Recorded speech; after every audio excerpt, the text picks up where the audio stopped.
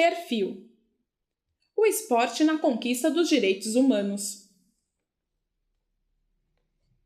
No Instituto Entre Rodas e Batons, a psicóloga Eliane Lemos Osóris utiliza sua experiência na atuação junto ao paradesporto para combater múltiplos preconceitos sofridos pelo sexo feminino desde a infância.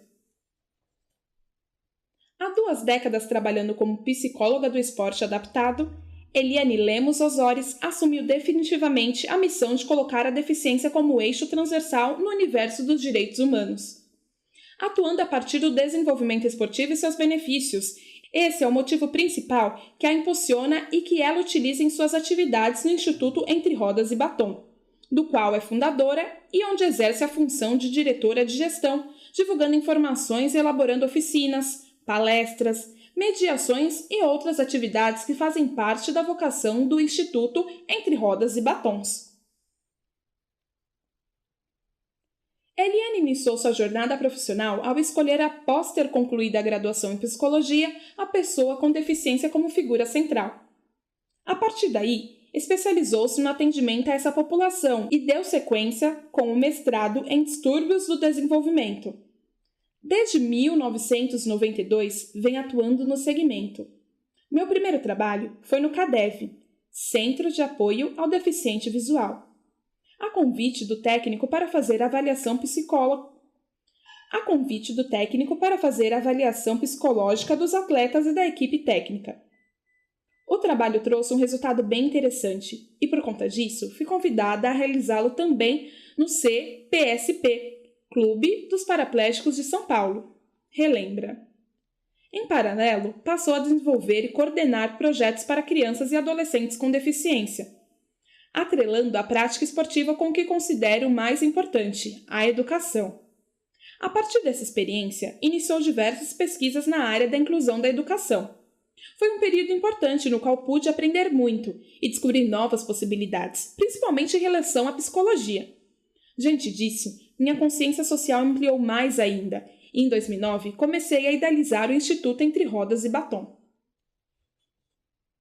Eliane conta que sua atuação como psicóloga está intimamente ligada ao trabalho que desenvolve no Instituto. Foram 4 anos desenhando, alinhando, discutindo, revendo, refletindo com amigos, principalmente os que limitam pela dignidade da pessoa com deficiência. E por conta dessa construção coletiva, nasceu o Instituto Entre Rodas e Batons no dia 2 de dezembro de 2013. Muito me orgulha ver o resultado desses anos no amadurecendo a missão e composição do DNA da entidade. Com base na Convenção dos Direitos da Pessoa com Deficiência, reconhecemos que mulheres e meninas com deficiência sofrem múltiplos preconceitos. Nossa fórmula é simples. As rodas representam o movimento, o sair do lugar comum, e o batom significa o resgate e a valorização do feminino. A missão ficou bem definida ao nos comprometermos em formar líderes humanitárias para a igualdade de gênero, enfatiza. O Instituto Entre Rodas e Batons tem 2 projetos distintos. Autoestima tem como principal objetivo o empoderamento das meninas, adolescentes, mulheres e idosas com e sem deficiência em situação de vulnerabilidade. Enfrentar a violência sexual e doméstica tem sido um desafio, principalmente num país que ainda se mantém preso ao passado em relação à educação de meninos e meninas. Muitas mudanças já ocorreram, principalmente na valorização da força do trabalho da mulher, porém os índices em relação à violência merecem atenção redobrada. O outro projeto, o Inclusive Você, tem como tópicos o esporte adaptado, esporte educação, atividade motora, adaptação e educação inclusiva. Esses pilares estruturam a base para que o nosso compromisso, principalmente em relação à formação de cidadãos, seja maior do que o desenvolvimento de atletas focados em vencer provas e campeonatos.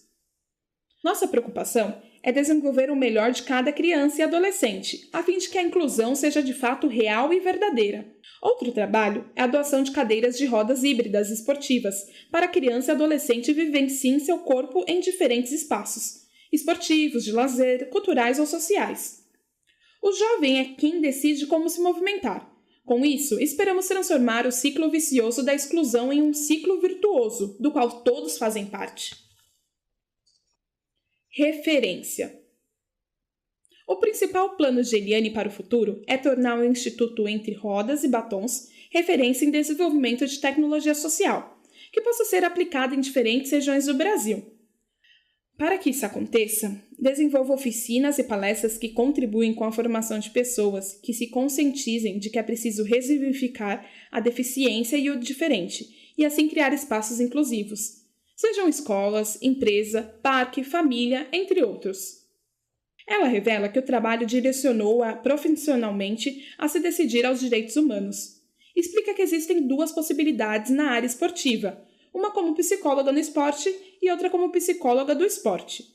A psicóloga no esporte lida com conteúdos da identidade do atleta, que ao trilhar o autoconhecimento descobrirá o autocontrole, o autorrespeito e, consequentemente, a autoestima.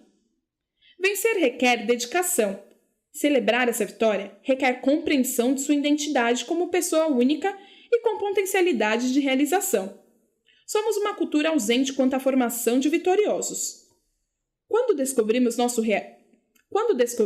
real identidade, descobrimos também o que nos impossibilita de alcançar o sucesso. Essa ação é de responsabilidade do psicólogo, que tem sua formação direcionada para a compreensão do pensamento e do comportamento. Já a psicologia do esporte, segundo ela, atua a partir das modalidades esportivas sem ignorar a identidade do atleta e seu relacionamento com a equipe. O trabalho acontece nas quadras, nos campos, nas piscinas, etc.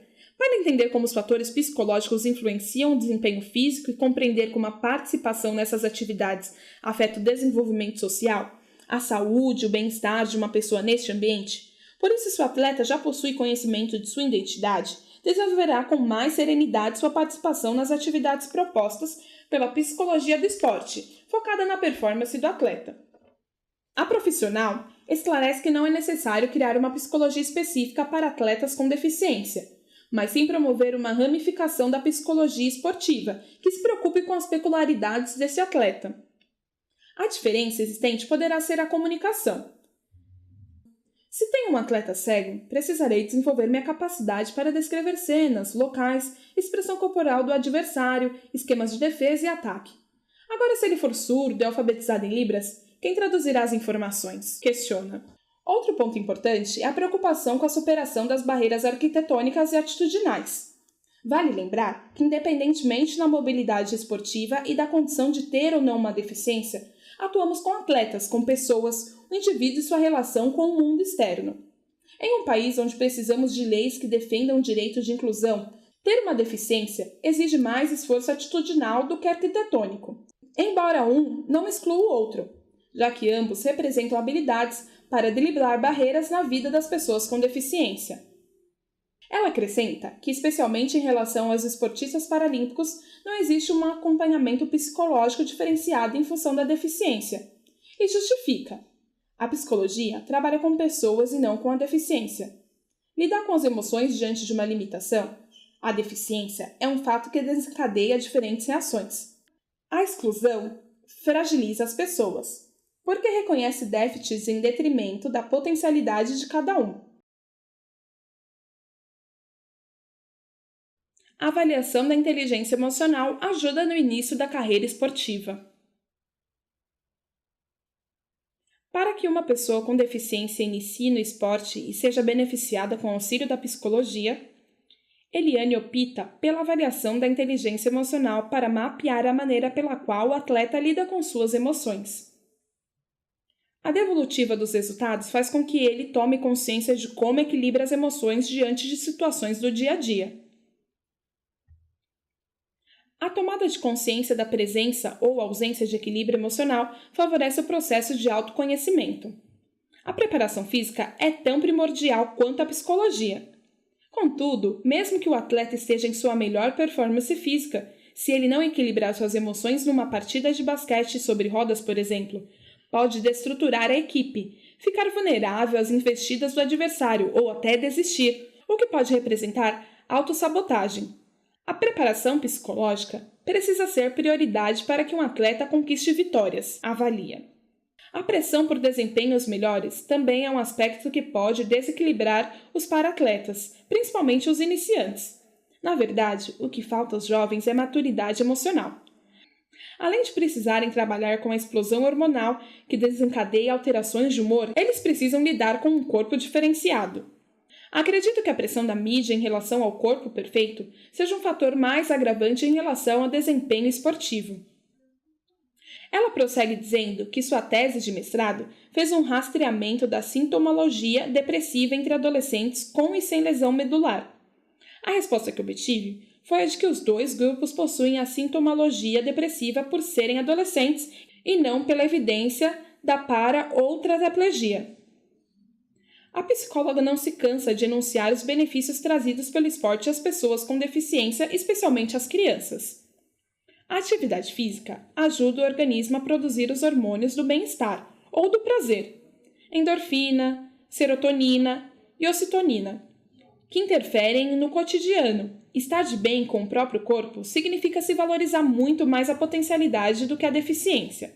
A psicologia do esporte contribui com estratégias de relacionamento social e na observação dos efeitos que esse relacionamento desperta na vida das crianças. Porém, é a psicologia aplicada no esporte que trará mais benefícios na vida de um ser que está em processo de aprendizagem e desenvolvimento. Até porque a base de trabalho com crianças é a ludicidade.